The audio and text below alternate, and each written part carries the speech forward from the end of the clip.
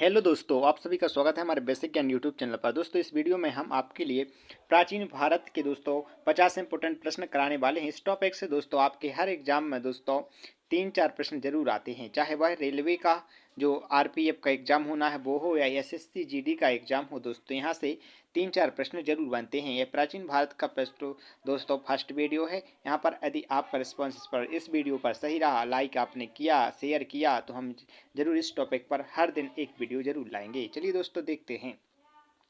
तो प्रश्न पहला है हमारा, प्राचीन भारत की जानकारी के स्रोत क्या हैं। तो प्राचीन भारत के दोस्तों जो हमारे 4 वेद हैं वो हमारे यहाँ पर प्राचीन भारत के स्रोत हो जाते हैं। ठीक है दोस्तों, तो वेद कौन कौन से हैं, वेद कितने होते हैं, तो वेद दोस्तों 4 हैं। ठीक है दोस्तों, नेक्स्ट क्वेश्चन देखेंगे, विष्णु पुराण में हमें किस वंश के बारे में जानकारी मिलती है। तो विष्णु पुराण में दोस्तों हमारे लिए मौर्य वंश की जानकारी मिलती है। और मौर्य वंश की जानकारी कहाँ कहाँ से मिलती है, कौटिल्य के अर्थशास्त्र से भी हमारे लिए मौर्य वंश की जानकारी मिलती है। नेक्स्ट क्वेश्चन देखेंगे, मत्स्य पुराण किस वंश की जानकारी मिलती है। देखिए मत्स्य पुराण जो है उससे हमारे किस वंश की जानकारी मिलती है, तो सातवाहन वंश की जानकारी मिलती है हमारे लिए मत्स्य पुराण से। ठीक है दोस्तों, नेक्स्ट क्वेश्चन देखेंगे, वायु पुराण में हमें किस वंश के बारे में बताया गया है, यह जानकारी दी गई है।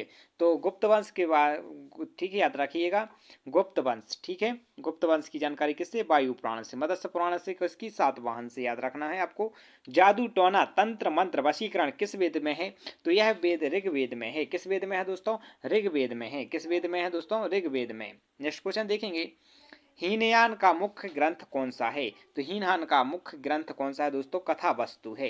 हीनयान का मुख्य ग्रंथ है कथा वस्तु। नेक्स्ट क्वेश्चन देखेंगे, जैन साहित्य को क्या कहा जाता है। तो जैन साहित्य को दोस्तों आगम कहा जाता है।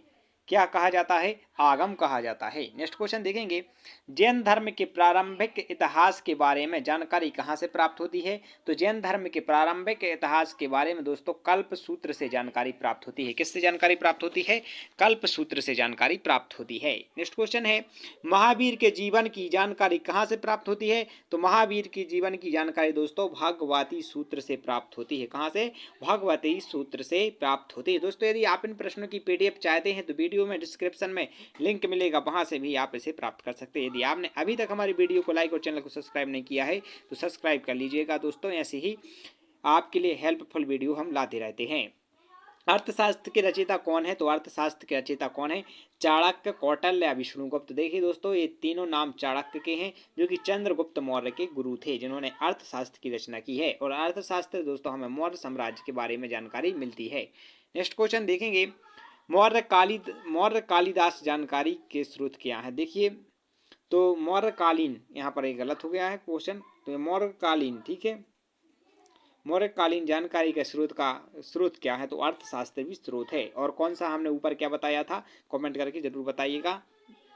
नेक्स्ट क्वेश्चन देखेंगे, राजतरंगिणी की रचयिता कौन है। तो राजतरंगिणी के कल्हड़ हैं। ठीक है, कौन ने, कल्हड़ कवि ने राजतरंगिणी की रचना की है। नेक्स्ट क्वेश्चन देखेंगे, चचनामा के लेखक कौन है। तो चचनामा के अली अहमद लेखक हैं। चचनामा किसने लिखा, अली अहमद ने। किसने, अली अहमद ने चचनामा लिखा। ठीक है, संस्कृत व्याकरण की प्रथम पुस्तक अष्ट अध्याय की लेखक। देखिए यहाँ पर 2 प्रश्न कंप्लीट होते हैं, यानी यहाँ पर संस्कृत व्याकरण की प्रथम पुस्तक का नाम क्या है, तो अष्ट अध्यायी। ठीक है, ये गलत लिखा है, यहाँ पर अष्ट अध्यायी हो जाएगा, ऐसे लिखा जाएगा अष्ट अध्यायी, अष्ट अध्यायी। ठीक है, अष्ट अध्यायी जो हमारी के लेखक कौन है, तो पाणिनि है। और यदि ये पूछे जाए कि संस्कृत भाषा के व्याकरण की प्रथम पुस्तक का नाम अष्टाध्यायी था और उनके लेखक थे पाणिनि। ठीक है, नेक्स्ट क्वेश्चन देखेंगे, मौर्य के पहले का मौर्यकालीन व्यवस्था की जानकारी कहाँ से प्राप्त होती है। देखिए मौर्य मतलब जो मौर्य वंश था शुरू प्रारंभिक में कहाँ से जानकारी प्राप्त होती है, तो पाणिनि की अष्टाध्यायी से भी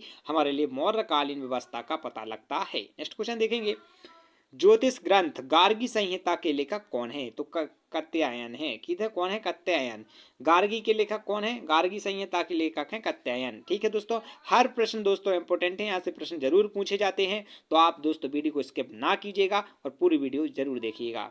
इतिहास का पिता किसे कहा जाता है। तो इतिहास का पिता दोस्तों इंपोर्टेंट प्रश्न, कई बार परीक्षा में पूछा गया है, इतिहास के पिता किसे कहा जाता है, तो हेरोडोटस को कहा जाता है। ठीक है, उन्होंने एक बुक भी लिखी थी हेरोडोटस ने, जिसका नाम है हिस्टोरिका, ठीक है। जब हिस्ट्री के को जब फादर बोला जाता है, हिस्ट्री ऑफ फादर है, तो इन्होंने हिस्टोरिका एक बुक लिखी थी, ठीक है।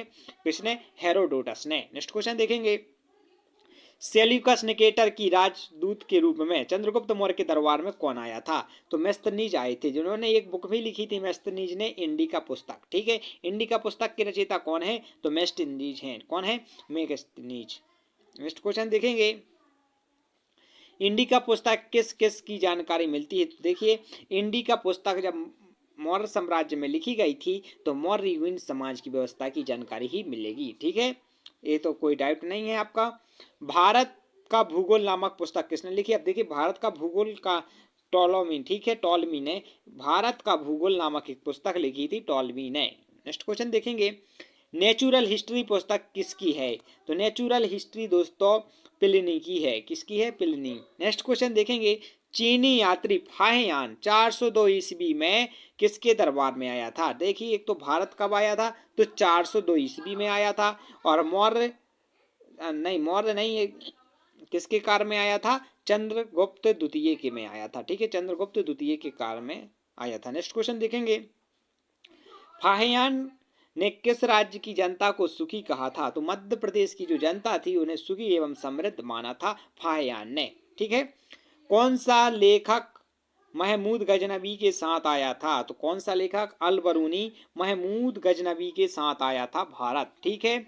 और नेक्स्ट क्वेश्चन है, मार्को पोलो किस देश का यात्री था? तो वह इटली का था। मार्को पोलो किस राज्य का यात्री था? तो इटली का था, ठीक है। नेक्स्ट क्वेश्चन देखेंगे, सर्वप्रथम सिक्कों पर लेख लिखने का कार्य किस शासकों ने किया था?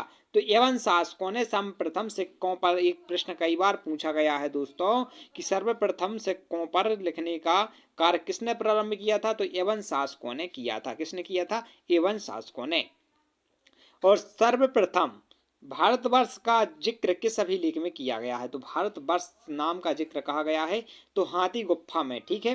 किस में किया गया है? हाथी गुप्फा में।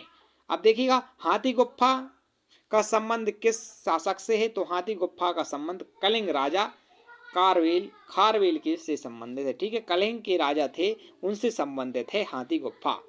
नेक्स्ट क्वेश्चन देखेंगे, भारत के किस स्थान से रोमन सिक्के प्राप्त हुए हैं? देखिए, रोमन सिक्कों की बात की जा रही है तो भारत के किस हिस्से से रोमन सिक्के प्राप्त हुए हैं? अरिकेंडू पांडुचेरी से दोस्तों रोमन सिक्के प्राप्त हुए हैं।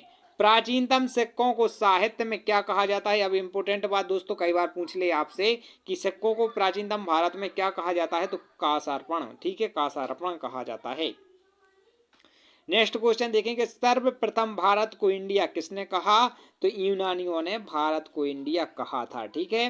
भारत को इंडिया किसने कहा? यूनानियों ने। नेक्स्ट क्वेश्चन देखेंगे, सती प्रथा का पहला लिखित साक्ष्य कहाँ से प्राप्त हुआ? तो एरण से प्राप्त हुआ, या मध्य प्रदेश में सागर जिले में पड़ता है एरण, ठीक है। यहाँ से क्या हुआ? एरण अभिलेख प्राप्त हुए। नेक्स्ट क्वेश्चन देखेंगे,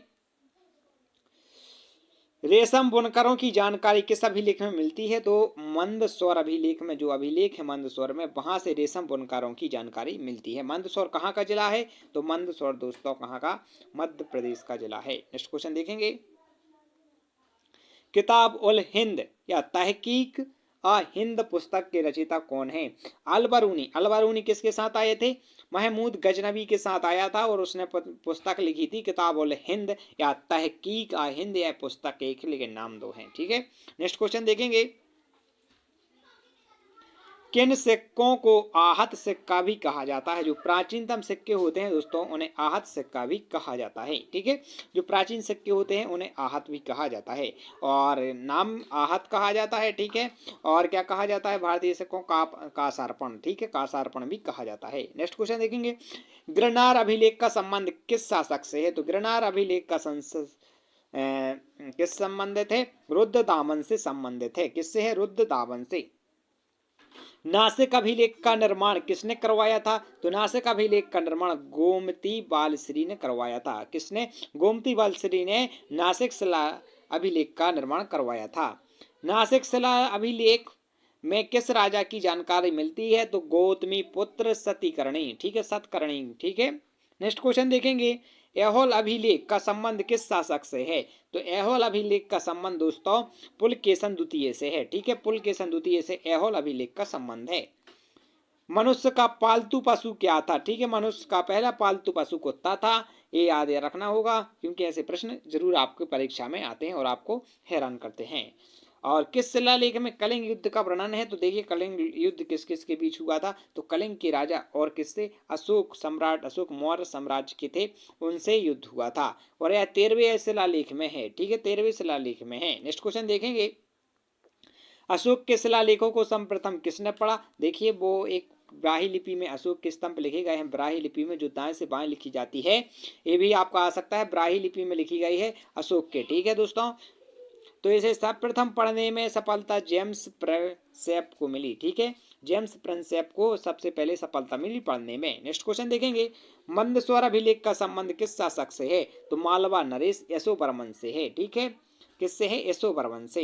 नेक्स्ट क्वेश्चन देखेंगे, ग्वालियर अभिलेख का संबंध किस शासक से है? तो प्रतिहार नरेश भोज से है। किससे है? प्रतिहार नरेश भोज से है। नेक्स्ट क्वेश्चन देखेंगे, अशोक के नहर व्यवस्था का उल्लेख अभिलेख कहाँ है? तो अशोक की नहर व्यवस्था का अभिलेख गिरनार अभिलेख में है। ठीक है, किस में अभिलेख में है? गिरनार अभिलेख में। नेक्स्ट क्वेश्चन देखेंगे, मनुष्य ने सर्वप्रथम किस धातु का उपयोग किया था? तो मनुष्य ने सर्वप्रथम दोस्तों तांबा का उपयोग किया था। ठीक है, किसका किया था? तांबा का उपयोग किया था। नेक्स्ट क्वेश्चन देखेंगे, मनुष्य द्वारा स्थायी निवास का प्रचलन कब किया गया? तो नवपाषाण काल में किया गया। ठीक है, अब आपके लिए हमारे दो प्रश्नों का उत्तर देना है। ठीक है दोस्तों, वीडियो की लास्ट में कमेंट करना है इन दो प्रश्नों का उत्तर। तो प्रश्न है हमारा, पहला प्रश्न है कि वास्को डामा भारत कब आया था? वास्को डी गामा भारत कब आया था? ये आपके लिए। दूसरा प्रश्न आपका हो जाएगा, ठीक है, तो भारत का सबसे प्राचीनतम ग्रंथ कौन सा है? भारत का सबसे प्राचीनतम